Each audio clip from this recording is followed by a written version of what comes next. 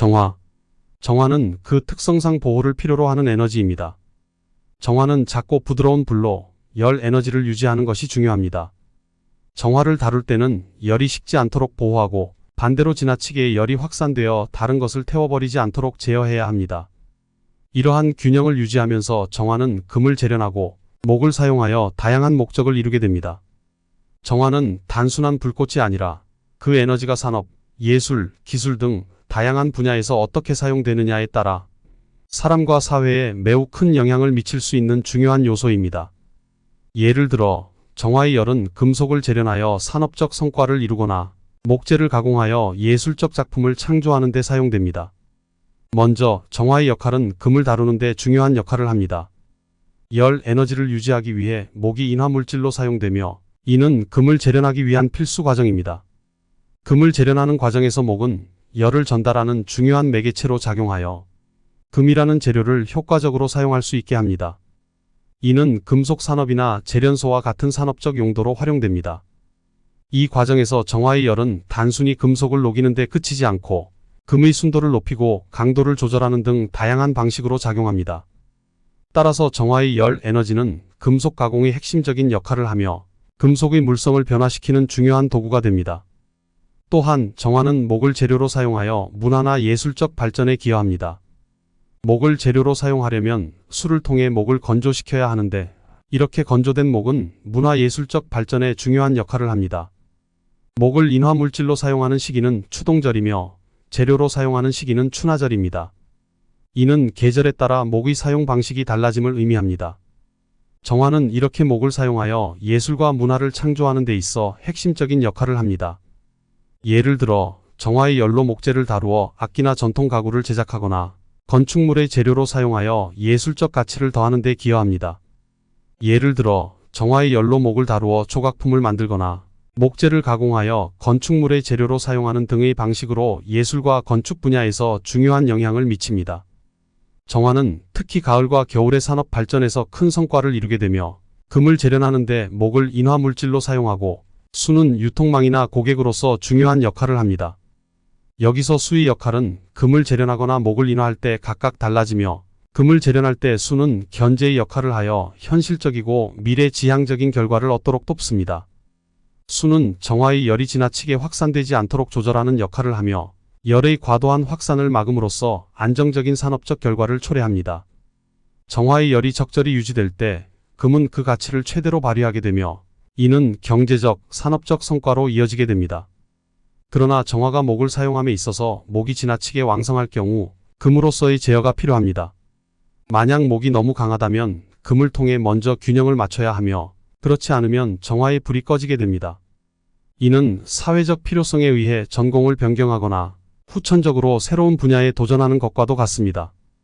지나치게 많은 목은 오히려 정화를 불안정하게 만들며 이를 통해 진로와 적성의 변경이 발생할 수 있습니다. 이는 개인이 자신의 경로를 변경하게 되는 상황과 유사하며 사회적 요구에 의해 새로운 역할을 맡게 되는 경우를 의미합니다.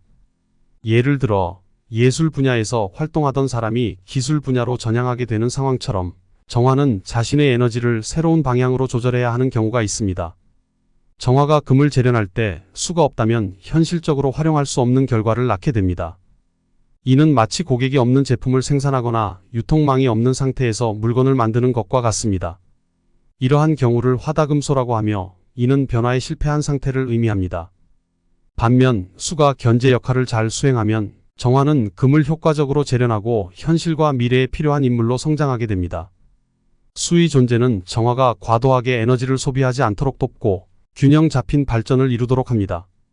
이는 마치 기업이 제품을 생산할 때 시장의 수요와 공급을 잘 조절해야 성공할 수 있는 것과 같은 원리입니다. 정화는 또한 토와의 관계에서도 중요한 의미를 가집니다. 토에 의해 정화의 불이 꺼지는 현상을 매광이라고 하는데 이는 정화가 토의 용도를 살리기 위해 희생된 경우입니다. 토는 습토와 조토로 나뉘며 습토에 의해 정화가 매광되면 상업적 용도로의 변화가 이루어지고 조토에 의해 매광되면 목을 건조하는 데 사용됩니다. 이러한 변화는 재개발, 장소 이동 등의 의미를 가지며 정화는 토를 통해 목을 다시 활용하거나 건조 문화에 기여하게 됩니다. 정화가 토와 상호작용하는 과정은 마치 사회적 환경 속에서 개인의 역할이 변하는 것과 같습니다. 습토와 조토의 차이는 정화가 환경에 어떻게 적응하고 자신의 에너지를 어떤 방식으로 사용하느냐에 따라 달라집니다. 정화는 기술적인 측면에서도 목과 금을 사용하는 기술, 숙성과 건조하는 기술을 가지고 있습니다. 이러한 기술은 된장, 고추장, 김치와 같은 식품을 숙성시키는 데 사용되며 이는 정화의 열이 중요한 역할을 하는 예입니다. 또한 정화는 차가운 기운이나 한파에 의해 불이 꺼질 수 있으며 이러한 경우는 외부 환경보다는 자기 자신의 실력이나 의지력의 부족으로 인한 경우가 많습니다. 정화의 불이 꺼지는 것은 단순히 외부의 조건 때문이 아니라 개인의 내적 의지와 관련이 깊습니다. 이는 개인이 어려운 상황에서 자신의 열정을 유지하기 위해 얼마나 노력하는지에 따라 그 결과가 달라진다는 것을 의미합니다. 정화의 열은 이러한 내적 동력의 상징이며 그것이 꺼지지 않도록 유지하는 것이 중요합니다. 결론적으로 정화는 작은 불꽃이지만 이를 어떻게 보호하고 활용하느냐에 따라 산업, 문화, 예술 등 다양한 분야에서 큰 역할을 할 수 있습니다. 정화는 목과 금, 토와 수와의 관계 속에서 균형을 유지하며 이를 통해 금속 가공 기술을 향상시키거나 예술적 창조 과정에서 목재를 효율적으로 사용하는 등 자신의 가치를 높이고 환경에 맞춰 적응해 나갑니다. 정화는 단순한 에너지가 아니라 이를 어떻게 관리하고 활용하느냐에 따라 개인과 사회에 큰 영향을 미치는 중요한 요소입니다.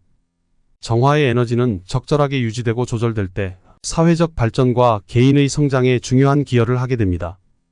이러한 과정에서 정화는 개인의 성장과 사회적 기여를 동시에 이루어내는 중요한 에너지로 작용하며 이를 통해 우리는 더욱 균형 잡힌 삶을 영위할 수 있게 됩니다. 정화는 인간의 의지와 열정, 그리고 사회적 관계 속에서의 균형을 상징하며 그 활용에 따라 무한한 가능성을 지닌 에너지로 남습니다. 다음 기회에 정화에 대한 쓰임을 계절별로 나누어서 좀 더 구체적이고 다양한 용도를 말씀드리도록 하겠습니다. 감사합니다.